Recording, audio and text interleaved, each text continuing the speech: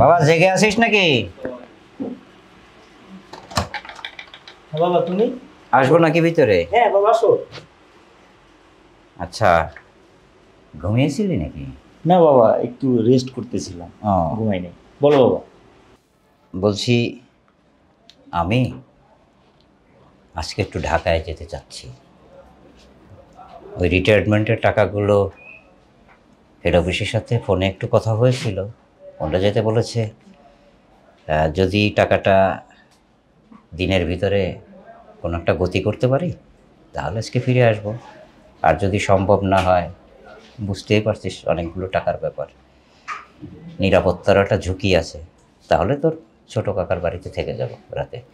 তুই এক কাজ করিস, বুয়াকে বলে দিয়েছি রান্না বাড়া করে রেখে যাবে। বুয়া যাওয়ার পরে তুই একটু দয়া করে দরজাটা ভালো করে বন্ধ করে তারপরে খাওয়া দাওয়া করে নিস। হ্যাঁ ঠিক আছে বাবা তুমি একদম চিন্তা করবা না, আমি আমার মতো খেয়ে নিব। আচ্ছা আচ্ছা, তুমি সাবধানে যেও বাবা। হ্যাঁ ঠিক আছে বাবা, হ্যাঁ কোনো টেনশন হ্যাঁ, করো না। ঠিক আছে তাহলে আর বাবা যাচ্ছি। হ্যাঁ, বল। আরেকটা কথা, না আসতে পারলে অবশ্যই ফোন দিয়ে আমাকে জানাবে। আচ্ছা আচ্ছা ঠিক, ঠিক আছে বাবা, হ্যাঁ, ওকে বাই বাই। হ্যাঁ, দরজা বন্ধ করে দিলে। ঠিক আছে বাবা, হ্যাঁ। ওকে।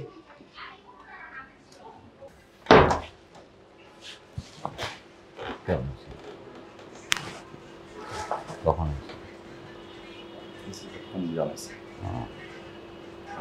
শ্রীমঙ্গল থেকে আজকে আসছে?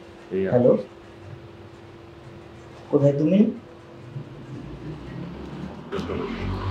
আরে কাজ রাখো, চলে আসো আমার বাড়ি, একদম ফ্রি বাসা, আসো আসো। এই লেট করো না কিন্তু। ওকে ওকে ঠিক আছে, আসো, আমি তোমার জন্য ওয়েট করতেছি। ঠিক আছে, ওকে বাই।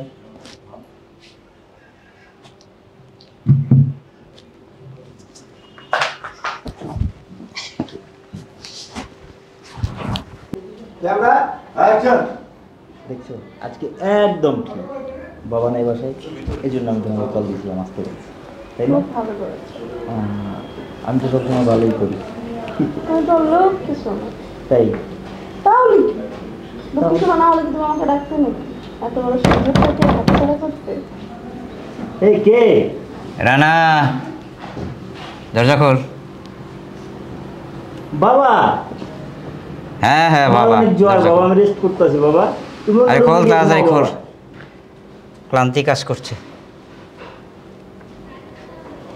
কিরে? হ্যাঁ বাবা আসতেছি। আরে খোল না, আর কতক্ষণ দাঁড়িয়ে আর দাঁড় করিয়ে রাখবে? খোল বাবা খোল। কিরে কি হয়েছে কি? রানা, হ্যাঁ